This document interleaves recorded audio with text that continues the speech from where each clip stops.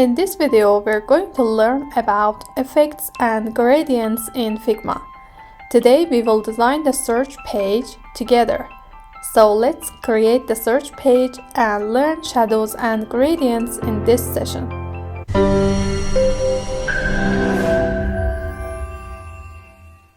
Hi, my designer friends. Today, we will create the search page of our Spotify mobile application. As you can see here, this page has effects like drop shadows and gradients. So stay tuned and learn them with me. Effects have a number of purposes, from aesthetic to functional. They can enable you to notice that an element is interactive, like making this button looks clickable by giving it a shadow, or like this button which has inner shadow that makes you feel that it is clicked. Blurs can make you feel an element is inactive or inaccessible, like these thumbnails of game levels which are locked and inaccessible, or provide visual hierarchy to focus users' attention on a dialog box in a web page. Figma gives you two kinds of shadows: drop shadows and inner shadows. Drop shadows makes an element feels like floating on a surface. If you want to add a drop shadow, choose it, and from the right side panel, you can hit the plus button from Effects, and Figma provides you a default drop shadow. You can customize it and change it. Hit this button, and these are the offsets that you can change it. As you can see here, I draw you the x-axis and the y-axis. The x-axis moves the shadow in horizontal direction, and the y-axis moves the shadow in vertical direction. You can change these numbers and see the difference. Now my shadow moved 10 pixels to the right and 10 pixels to the bottom. If you want to move it in opposite direction, you can use negative numbers, like -10. As you can see now, my shadow moved 10 pixels to the left. The other offset that you can change in your shadow is the blur offset. You can adjust it and increase and decrease it. By increasing it, you will have a softened shadow which is blend with your background element. So let's increase and see the difference. As you can see now, my shadow is much softened and blend with my white background. So let's decrease it, and now it is a sharper shadow which has a high contrast. The next offset is the spread offset. Changing the spread will adjust your shadow size. By increasing it, you will have a larger shadow. So let's increase it and see the difference. Larger shadows represent a larger distance between your element and the background object. So now my rectangle is far away from my white background. Let's decrease and see the difference. And now I have a smaller shadow and my rectangle is much closer to the white background. The last thing that you can change is the color of your shadow and opacity. Hit the color picker, and from here you can change the color of your shadow. And from here you can increase and decrease the opacity of your shadow based on your needs.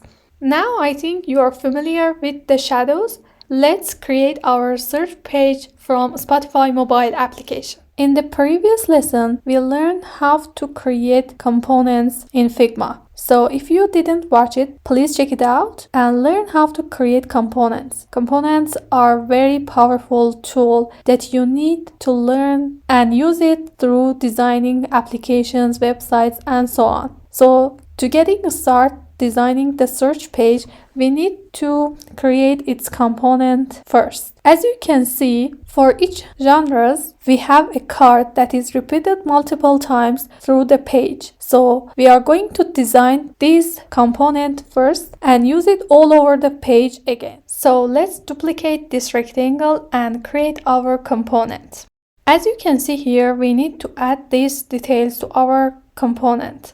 So the first thing, we are going to add a rectangle for this image. Press R on your keyboard and draw a rectangle. From the right side panel and top, you can change width and height of your rectangle. I think 75 and 75 is okay with this image. The next thing you need to do is to rotate this image. You can simply just rotate with your mouse, or you can use this rotation property from the right side panel and it will help you to rotate your rectangle.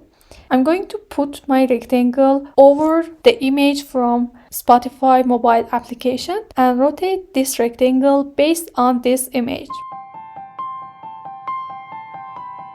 And now I think it is okay and we can put it in our component. So drag and drop it in the bottom right corner. The next step is to add an image to this rectangle. Please check the previous lesson and see how we can use plugins to add a random image to our elements. So I'm going to add an image to this rectangle.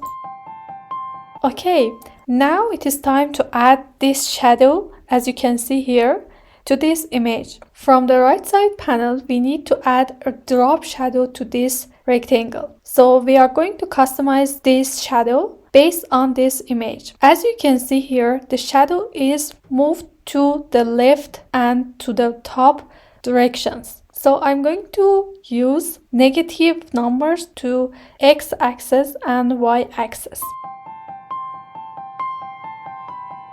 As you can see here, the shadow is very soft and blend with our background blue. So we need to increase the blur property. And now you can see that our shadow is much closer to this image. But I think we need to increase the opacity of our shadow in here.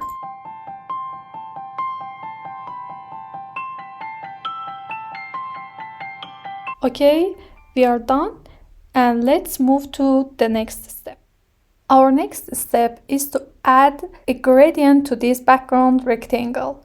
As you can see here in this image, we have a gradient from dark blue to light blue. So select your rectangle and from the fill property, you can change it from solid to linear gradient. Also, Figma provides us multiple gradients like radial, diamond, and so on. You can check it for yourself. I'm going to select linear and now it has a default gradient. I'm going to change the colors as you can see in this image. With these handles, you can select where your gradient starts and where it ends. And by selecting it, you can press I on your keyboard. And from your image, you can select the dark blue and select the other handle, press I and select the light blue. And now we have the gradient and we are going to create the component and use in our. So our component is ready to use. Press F on your keyboard and add a frame iPhone 11 Pro Max. And now you can use this component on your frame. As you know, we can change the instance of a component properties. So I'm going to change the colors of this instance based on our Spotify mobile application.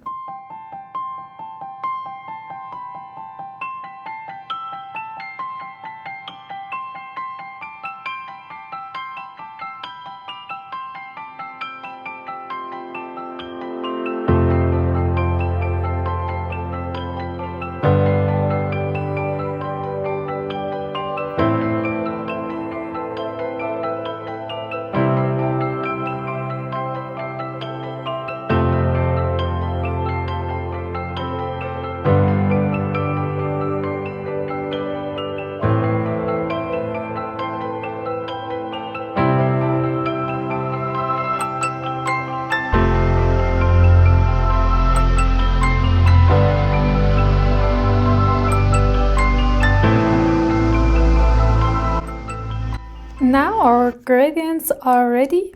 So we are going to change the random images on each instance.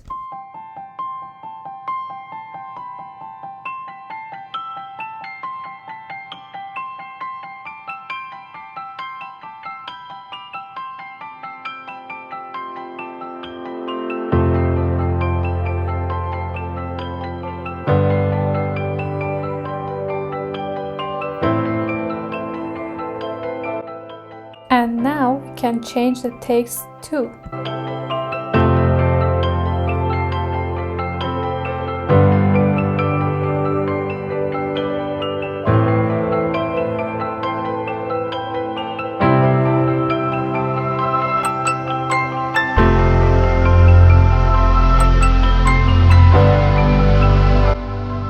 Now it is time to change the background white to a darker color like the image, and you can add other details to your design too.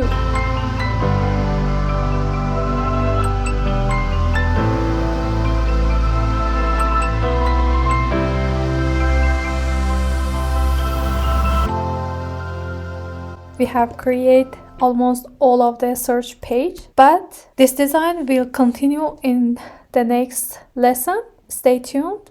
If you have any questions or got any comments, just drop us a comment down below. We will be happy to help you guys. Happy designing!